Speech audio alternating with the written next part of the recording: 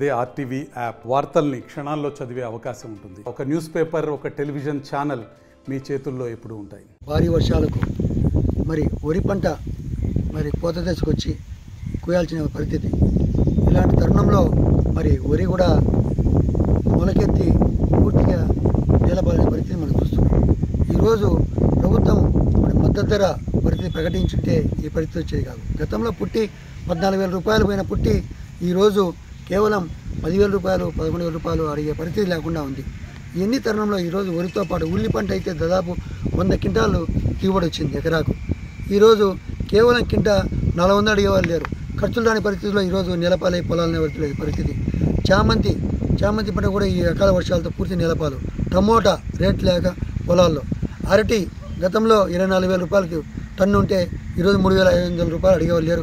అంటే పొలంలోనే కటింగ్ చేయకుండా వదిలేసే పరిస్థితి. ఈరోజు బొప్పాయి కావచ్చు, ముఖ్యంగా మొక్కజొన్న 2,600 మద్దతు ధర ఈరోజు 1,600-1,500 అడిగేవాళ్ళు లేరు. మినిమం గతంలో 12,000 వరకు పోయింది, 11,000.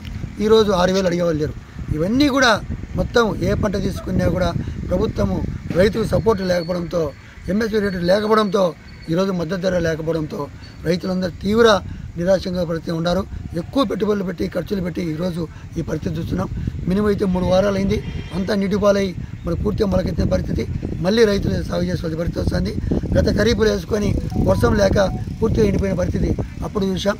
ఖచ్చితంగా ఈ ప్రభుత్వం రైతాంగాన్ని ఆదుకొని ప్రతి పంటకు మద్దతు ధర కనీసం ఇవ్వకపోయినా నష్టపోయిన పంటకైనా మరి పంటల బీమాతో పాటు పంట నష్టపరిహారం కూడా అందించాలని చెప్పి నేను కోరుతున్నా. మరిన్ని వీడియోస్ కోసం ఛానల్ ని సబ్స్క్రైబ్ చేయండి. లేటెస్ట్ అప్డేట్స్ కోసం వాట్సాప్ ఛానల్ ని ఫాలో చేయండి. అండ్ లింక్ డిస్క్రిప్షన్ లో ఉంది.